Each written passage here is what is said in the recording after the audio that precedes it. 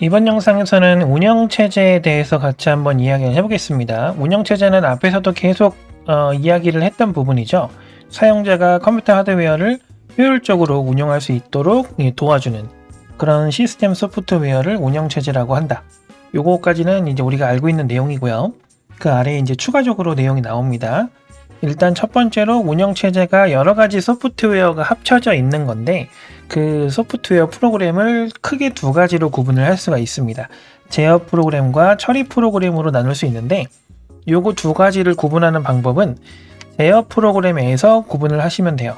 뭔가를 관리한다, 모니터링한다, 제어한다 이런 형태의 뉘앙스의 단어가 나오면 전부 제어 프로그램이고 나머지는 처리 프로그램이다. 이렇게 공부를 하시면 됩니다. 뭐 종류를 세세하게 뭐 어떤 의미라든지 그런 것까지는 아실 필요가 없어요.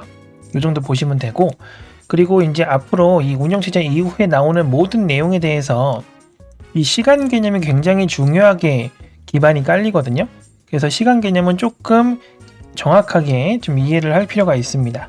일단 응답 시간을 보면 응답 시간이라는 건 뭔가 요청을 하면 그 요청에 대한 어떤 동작을 하기 전까지의 시간이에요. 그래서 응답 시간인 거죠. 누군가 부르면 대답을 하잖아요. 네 하고. 그러면 누군가 불렀을 때 네 하고 대답하기 그 사이 시간이 있죠. 그걸 응답 시간이라고 이야기를 합니다. 자, 그리고 반환 시간은 뭐냐면 작업이 시작된 다음에 작업이 완료될 때까지 얼마나 걸렸냐, 그런 이야기입니다. 그럼 보통 이제 작업을 쭉 하는 게 아니라 작업을 좀 하다가 다른 거 하느라고 조금 쉬고 작업을 하다가 다른 거 하다가 좀 쉬고 이렇게 할 수 있잖아요. 자, 그러면 이 시간 전체를 반환 시간이다 라고 이야기를 하는 거고요. 여기에서 작업이 진행됐던 시간들을 실행 시간, 그리고 작업이 잠깐 멈췄던 시간을 대기 시간, 이렇게 이야기를 한다는 거죠. 결국에 대기 시간과 실행 시간을 더하면 반환 시간이 된다. 이렇게 생각하시면 될 것 같습니다. 자, 그리고 시간 간격, 타임 슬라이스, 퀀텀 똑같은 말인데요. 얘네들은 말 그대로 시간을 쪼갰다는 뜻인데요. CPU를 연속적으로 사용할 수 있는 최대 시간 단위다 이렇게 써 있어요. 자, 이건 무슨 얘기냐면 뭐 예를 들어서 이 퀀텀이 4초다 라고 하면 하나의 프로세스가 이 CPU를 사용하는데 4초 이상 사용할 수 없다는 뜻입니다. 그러면 4초를 사용하고 나서 그 다음 4초는 다른 프로세스가 한다든지 아니면은 다시 또 권한을 얻어서 또 4초를 쓴다든지 그런 식으로 사용을 한다는 개념이에요. 이게 이제 시간 간격, 우리가 뭐 해외 탑스타들이라든지 인터뷰할 때 5분만 시간 드립니다 뭐 이렇게 이야기 하잖아요. 그런 개념이라고 보면 됩니다. 이런 게 어쨌든 타임 슬라이스나 퀀텀이라고 이야기를 한다. 요거 실기할 때 종종 나오죠. 자, 그렇게 시간 간격을 좀 봐줄 필요가 있다. 보시면 될 것 같고요. 자, 다음은 운영체제의 종류별 특징입니다. 단순 암기라서 어느 부분을 외워야 하는지 뭐 이런 것들만 조금 안내를 드릴 거예요. 일단은 윈도우즈는 GUI 기반입니다. 이 GUI의 G가 그래픽이에요. 그래서 그래픽 기반 인터페이스를 구성을 하고 있다라는 뜻이고요. 싱글 유저, 자, 혼자서 사용하는 형식이고요.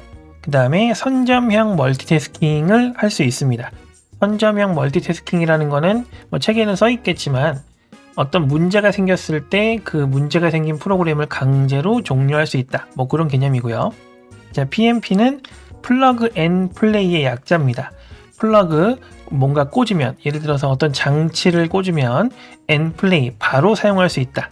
이런 뜻이에요. 내가 뭔가 추가로 설치를 하거나 할 필요 없이 그냥 꽂으면 바로 쓸 수 있는, 우리가 USB 메모리라든지 USB 키보드, USB 마우스 이런 거 꽂았을 때 뭔가 추가로 설정 안 하고 바로 쓸 수 있잖아요.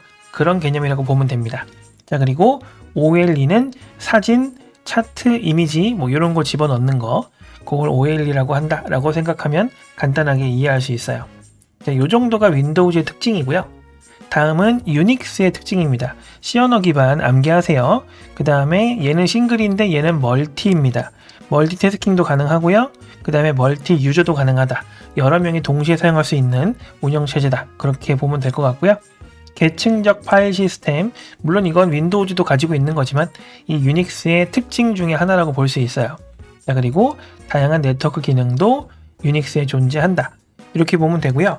이 유닉스는 세부적으로 세 가지로 나뉩니다. 영역이 커널, 그 다음에 쉘, 유틸리티 이렇게 나뉘는데 이 커널은 핵심이라는 뜻이 포인트예요. 핵심 시스템을 관리하는 영역을 커널 영역이라고 한다라는 거고요. 그 다음에 쉘 같은 경우에는 사용자가 어떤 명령, 코드를 짜면 그 명령 코드를 해석해서 거기에 맞는 기능을 수행할 수 있게끔 하는 그런 영역이 쉘. 그 다음에 유틸리티는 뭐 압축 프로그램이라든지 메모장이라든지 우리가 필요에 의해서 설치해서 쓰는 프로그램들이 있죠. 그런 것들을 유틸리티 영역이라고 존재한다고 보면 됩니다. 그래서 세 가지로 나뉜다 정도까지 기억을 하고 계시면 될 것 같아요. 자, 그리고 아래쪽에 주요 명령어.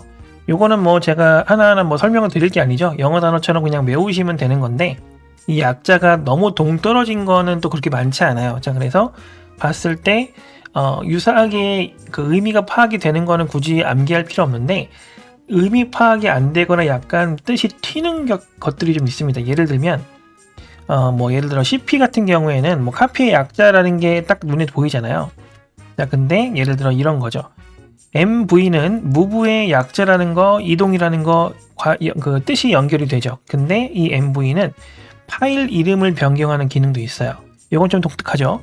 이런 것들은 조금 주의해서 공부를 해주시면 되겠다. 이렇게 보면 될 것 같습니다. 그리고 비슷한 것도 있어요. CH 모드, CHOWN 요 두 가지가 좀 다르죠. 얘는 파일 속성을 변경한다. 속성에서는 권한을 보통 이야기하는 거고요. 그 다음에 이 CHOUN 얘는 권한보다는 소유자 자체를 바꾸는 그게 좀 더 핵심이라고 보면 됩니다. 뭐 이런 것들이 이제 암기를 할 때 주의를 하실 부분들이에요. 얘네들은 뭐 기본적으로 그냥 암기를 하셔야 되는 부분들이라 그냥 암기를 하시면 됩니다. 자, 그리고 유닉스의 파일 시스템이 이렇게 나뉜다라고 되어 있어요. 부트 블럭, 슈퍼 블럭, 뭐 데이터 블럭, 아이노드 블럭 이렇게 나뉜다고 되어 있는데 이 아이노드라는 거에 어떤 정보들이 들어있는지 정도만 간단하게 읽어보시면 될 것 같습니다. 이게 문제가 한 번인가 나왔던 것 같은데 저희가 이제 문제 복원을 하기로는 한 번인가 두 번인가 이 복원을 받은 것 같아요. 그렇게 많이 나오는 부분은 아니기 때문에 그 정도 가볍게 보는 정도로 넘어가면 괜찮을 것 같아요. 자, 그거 넘기고요. 다음은 이번에 리눅스입니다. 아까 유닉스였고요. 자, 리눅스는 유닉스 기반으로 오픈소스로 만든 그 다양한 버전이 있는 소프트웨어, 시스템 소프트웨어라고 할 수 있습니다. 요거는 두 가지 커널이 존재해요. 마이크로와 모놀리식 커널이 존재하는데 마이크로는 말 그대로 이제 마이크로, 작다는 얘기잖아요. 기능을 최소한으로 제공을 해서 대신 확장을 할 수 있게끔 하는 이 커널이고요. 모놀리식은 확장은 불가능하지만 구현이 간단하고 그 다음에 구조가 딱 고정적이기 때문에 속도가 빨라요. 이 두 가지의 특징이 있죠. 비교되는. 자, 그래서 그 두 가지를 기준으로 공부를 하시면 될 것 같습니다. 그리고 여러분들 책에 보시면은 쉘 스크립트라고 하는 부분이 따로 있어요. 뭐 if문, for문 뭐 이런 것들이 이렇게 쭉 나와 있는 것들이 있죠. 자, 걔네들은 공부량 대비해서 출제 내역이 거의 없다시피 합니다. 그래서 요약해서 제외했어요. 그 부분 공부할 시간에 다른 부분 공부하면 점수가 훨씬 더 올라갈 수 있기 때문에 일단 이거는 요약에서 다룰 정도는 아니다 라고 제가 판단을 해서 이 부분은 뺐습니다. 시험 범위에 포함이 안 되는 건 아니지만 나중에 공부를 해도 된다 정도로 생각을 하시면 될 것 같습니다. 뭔지 아시겠죠? 자, 이제 넘어가서 요게 조금 요번에서 영상에서 좀 어려울 거예요. 나머지는 뭐 외우세요 뭐 그 정도 느낌인데 여기 아래에 있는 이 권한 설정은 문제 꽤 많이 나오는 편이고요. 요 오늘 영상에서. 그리고 조금 어려운 부분이 있어서 같이 한번 보겠습니다. 일단은 권한 설정은 두 가지가 있어요.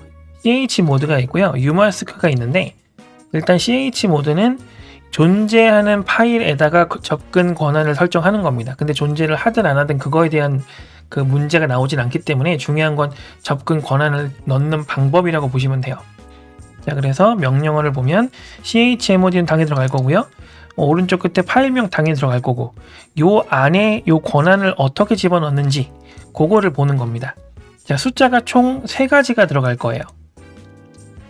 이렇게 숫자가 총 3가지가 들어갈 건데 첫 번째가 소유자에 대한 권한, 두 번째가 그룹에 대한 권한, 세 번째가 기타 사용자에 대한 권한 이렇게 보면 됩니다. 그럼 여기 안에 숫자가 어떻게 들어가냐면 이 숫자가 팔진수고요. 팔진수는 0부터 7까지란 뜻이죠. 그 팔진수가 어떻게 부여되는지 여기 정리가 되어 있는 거예요. 자, 그래서 예를 들어 777이 들어갔다 라는 얘기는 모든 권한을 다 줬다는 뜻이에요. 그래서 읽기, 쓰기, 실행값이 각각 4, 2, 1인데 이걸 다 더하면 7이거든요. 그러면 7이란 얘기는 첫 번째가 7이란 얘기는 소유자가 읽고 쓰고 실행을 다 할 수 있다.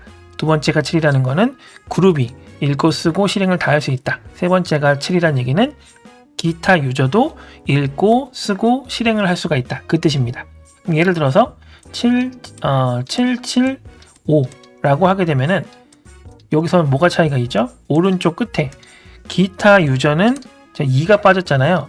7에서 그러면 이 쓰기가 빠진 겁니다. 그래서 읽거나 실행은 가능한데 쓰기를 못한다는 뜻이 됩니다. 요것들을 해석할 수 있으시면 돼요. 요거를 암기를 하셔야겠죠. 이거 굉장히 중요한 부분입니다. 문자 표기법도 존재를 해요. 예를 들어서 여기 그냥 간단하게 써놨는데 왜냐면 문제 잘 안 나오니까 클래스를 먼저 씁니다. 예를 들어 U라고 먼저 썼어요. 이거는 소유자에 대한 권한을 이란 뜻이고요. 여기에 만약에 플러스를 했어요. 그러면 권한을 부여하겠다. 마이너스를 쓰게 되면 권한을 제거하겠다. 이런 뜻이에요. 그리고 나서 이 권한은 말 그대로 쓰면 됩니다. 이렇게 쓰면 돼요. W, 이건 쓰기 권한이에요. 소유자한테 쓰기 권한을 부여하겠다. 이 뜻입니다. 이런 식으로 나오는데 요게 문제로 나온 적이 아직 없어요. 지금까지는 숫자로만 나오기 때문에 숫자 쪽에 조금 더 집중해서 공부를 해주시면 됩니다. 이거 뭔지 아시겠죠? 자, 요 정도 보면 될 것 같고요. 그 밑에 umask도 볼 건데요. umask는 새로운 파일이 생성될 때 그 기본 접근 권한을 설정하는 거예요. 근데 이제 새로운 그게 크게 중요하지 않다고 말씀드렸고, 그리고 어떤 느낌이냐면은 이거는 제한을 둔다는 느낌이에요. 여기선 권한을 약간 부여한다는 느낌이잖아요. 여기선 권한을 조금 제어한다는 뜻입니다. 자, 그래서 최종 내가 어떤 권한을 이제 부여하고 싶다. 예를 들어서 775라고 생각해 볼게요. 775라는 권한을 부여하고 싶어요. 근데 775의 원래 최대 권한이 뭐죠? 777이잖아요. 모든 걸 할 수 있는. 그럼 여기에서 얼마를 빼야 775가 될까요? 002를 빼면 되죠. 요 002가 umask입니다. 그래서 이만큼 권한을 제한하겠습니다 라는 의미예요. 똑같은 뜻이죠, 결국엔. 그래서 002가 chmod에서는 775 그냥 바로 부여하는 거고요. 여기서는 내가 빼줄 권한을 이렇게 별도로 표기를 하는 거다. 이렇게 생각을 하시면 되겠습니다.